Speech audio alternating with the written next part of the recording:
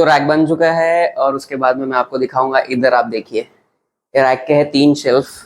यहाँ पे pre built मैंने एक्वेरियम्स रखे हैं क्योंकि लोगों को समझ में नहीं आ रहा था कि यार किस तरीके से बना है। आई नो हॉबीज लोग बोलेंगे कि ये क्या नॉर्मल सा डिजाइन है, बट अभी फिलहाल रिटेल स्टोर में यही कर सकता हूँ। कोई भी एक नॉर्मल इंसान प्लांटेड नहीं संभाल सकता, राइट? उसके लिए बहुत ज़्यादा एक्सपेंसिव हो जाता है। तो मेरे रिटेल लोकल स्टोर के हिसाब से ये ठीक है। आगे जाके और प्लांटेड सेटअप लाऊंगा। इसमें और एक चीज़ है, लाइट। देखो, तो लाइट के हिसाब से आप यहाँ पे देख सकते हैं कि ये और उठ के दिखाई दे रहा है। यहाँ पे अलग अलग मैंने सेटअप्स दिखाने की कोशिश किया हूँ। तो यहाँ पे कैसा होता है कि कस्टमर को आइडिया नहीं होता है कि उन्हें किस तरीके से चाहिए। ये दिखने में थोड़ा क्रिंज लग सकता है या फिर थोड़ा सा क्या बोलेंगे, कलरफुल वाइब्रेंट लग सकता है। एक्वास्केप जैसा नहीं है। नॉर्मल लोगों के लिए ये काफ़ी है, स्टार्ट करने के लिए काफ़ी है।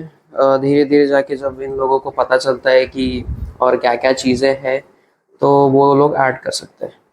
तो यहाँ पे नीचे में ट्यूबलाइट है।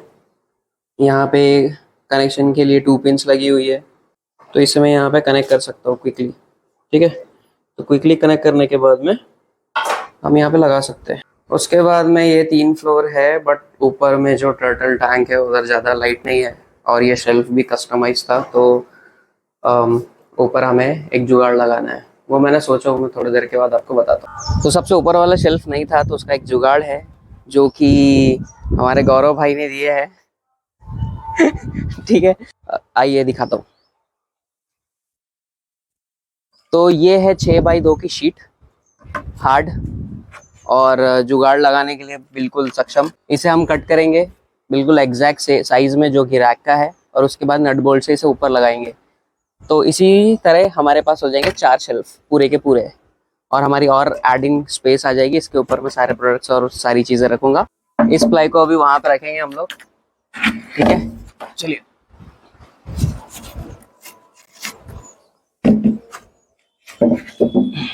इधर आइए, नीचे नीचे।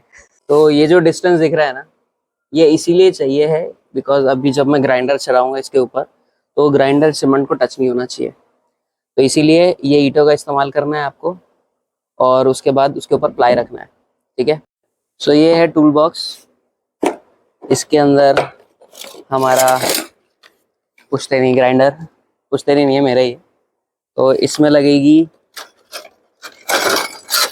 ये वाली डिस्क जिससे हम प्लाई को काटेंगे। ठीक है, तो फटाफट से इसे असेंबल करता हूँ।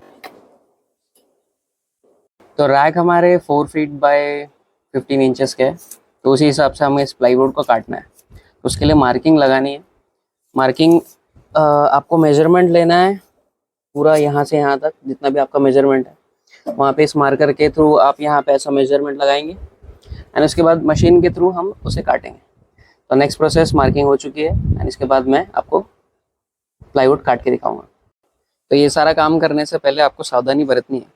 तो ये रहा मेरा चश्मा जो पहले मैं कोडिंग और डेवलपिंग के टाइम में यूज़ करता था, और अब मैं कारपेंटिंग और एक्वास्केपिंग के लिए यूज़ करता हूँ। तो यहाँ पे आपको दिख रहा होगा हमारी machine is all set to go, और हम इसे यहाँ पे प्लग इन करेंगे और उसे काटना शुरू करेंगे।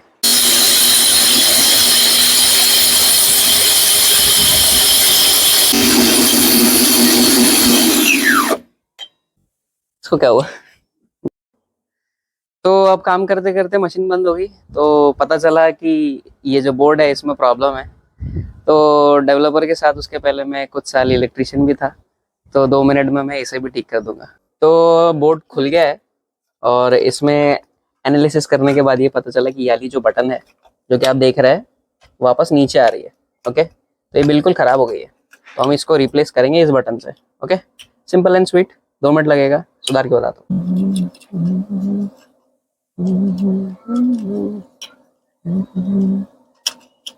बोर्ड तैयार हो गया है और यहाँ पे आप देख सकते हैं it is working really really fine, और अंतर भी देख सकते हो, बाकी पुरानी और ये नई वाली है। ओके, इसे मैं फटाफट से लगा देता हूँ एंड उसके बाद हम फिर से प्लाई काटने के ऊपर जाएंगे। एंड दैट्स इट, हो गया। मोमेंट ऑफ ट्रुथ, चालू करके देखता हूँ। चालू हो गया।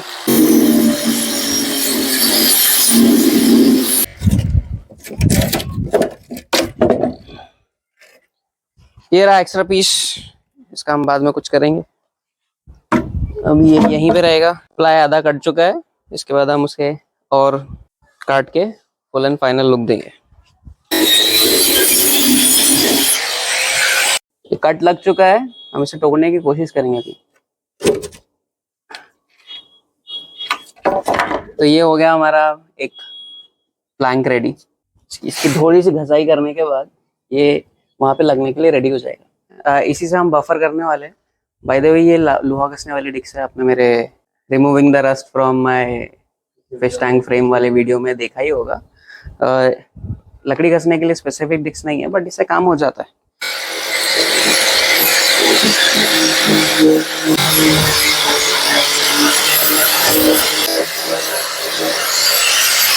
ठीक है, आप यहाँ पे देख सकते हैं एवरीथिंग इज फिनिश्ड।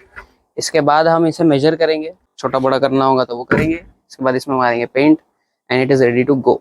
ठीक है, शाम तक के हो जाएगा, और 2 घंटे और दिखाते हैं आपको। तो इतनी मेहनत के बाद प्लाईवुड इज रेडी। उसके बाद हम इधर आओ, यहाँ पे आप देख रहे होगे खांचे बने हुए, राइट। तो इन खांचों में जैसे सपोज यहाँ तक प्लाई आ रहा है हमारा, तो यहाँ पे हम एक नट लगाएंगे जिसकी वजह से ये इसके नीचे नहीं आएगा, राइट। प्लाई यहाँ पे एकदम टाइटली लगेगा, बट स्टिल प्रिकॉशन के लिए, सेफ्टी के लिए यहाँ पे हम 2 नट लगाएंगे। ठीक है, अब वो 2 नट कैसे दिखेंगे, वो 2 नट आप यहाँ पे देख सकते हैं। तो हमने एक चीज़ छोड़ के यहाँ पे नीचे नट लगाया, तो वो नट अब आप पीछे से अगर देखो यहाँ पे, तो ये यहाँ पे वो नट जो है वो यहाँ पे ऐसा स्टेबल हो जाएगा, राइट। तो यहाँ पे ये टाइट करने के बाद प्लाईवुड को सपोर्ट देगा। तो इसी तरीके से हम लोग प्लाई लगाने वाले हैं।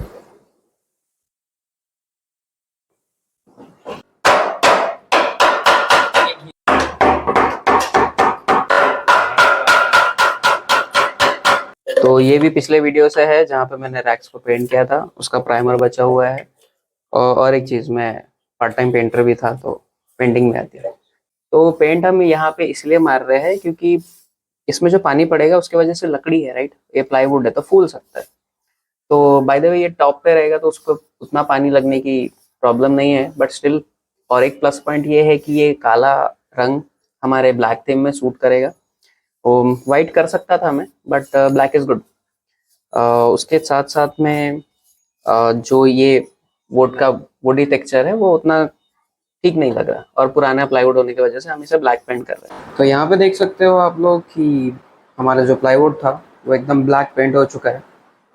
थोड़ा थोड़ा स्पॉट्स दिख रहे हैं, बट इट्स ओके। वैसे भी ये शेल्फ बनने वाला है, सारी चीज़ें ढकी जाएगी। तो मैंने इसे प्राइमर और पेंट दोनों मारा है, इससे इसकी शेल्फ लाइफ दोनों बढ़ जाएगी, एंड आप इसी तरीके से इसको लगा सकते हैं। अब क्योंकि हमारे पास कनेक्शंस है, तो मैंने यहाँ पे कनेक्शंस करके रखे हैं, एंड जैसे ही हम यहाँ पे लगा देंगे उसके बाद हम इस कनेक्शंस को वहाँ पे पीछे में लटका देंगे। ओके, सो यहाँ पे ट्यूबलाइट का एक कनेक्शन मैं प्री बिल्ड दे देता हूँ, क्योंकि वहाँ पे लगाने में थोड़ी तकलीफ जा सकती है। बिकॉज ये वुड है, यहाँ पे मैं ट्यूबलाइट के जो लाइक मैं दिखाता हूँ रिवेट्स लगा सकते हैं। तो यहाँ पे आपको ट्यूबलाइट्स के रिवेट्स दिख रहे होंगे, तो इस क्लैम्प से मैं उस प्लाईवुड में स्क्रू कर दूंगा, एंड इजीली हम यहाँ पे ट्यूबलाइट लगा सकते हैं। सो इफ इन केस आप में से कोई भी प्लाईवुड में फ्रेम बना रहा है, तो आप यही लाइक सिंपली आप लगा सकते हैं। यहाँ पे आपको एक क्लिप्स दिख रही होगी जिसमें हम वायर्स को पास करेंगे। लगाने में आसान होगा, लाइक आयरन में मैं ये नहीं लगा पाया था, इसलिए मैंने उसे सिलिकॉन से ग्लू करने की कोशिश की थी। एडिशनली इन वायर्स को हम फटाक से उसमें लगा सकते हैं। सारी फिटिंग्स होने के बाद यहाँ पे आप देख ही सकते हैं कि हमारा रैप बिल्कुल बेहतरीन लग रहा है, और उसके ऊपर हमने सारे के सारे प्रोडक्ट्स रख दिए हैं, जहाँ पे हमारी सारी की सारी चीजें अच्छे से डिस्प्ले हो रही है। यहाँ पे हमारे पास टर्टल फूड, सारे फिशेस के फूड्स ऊपर आ जाते हैं, नीचे में टर्टल टैंक्स, उसके नीचे डिजाइनर एक्वास्केप, ताकि लोगों को समझ में आए कि वो क्या कर सकते हैं। तो ये सारे रैक को बनाने के लिए लग गए हैं 2 से 2.5 दिन। यहाँ हमारे डिस्प्ले रैक का भी प्रोजेक्ट खत्म होता है। तो अगर आप फिश हॉबिस्ट है और आपको फिश रिलेटेड चीजें पसंद है, तो यही चैनल आपके लिए सबसे बेस्ट है। तो शेयर एंड सब्सक्राइब करना ना भूले।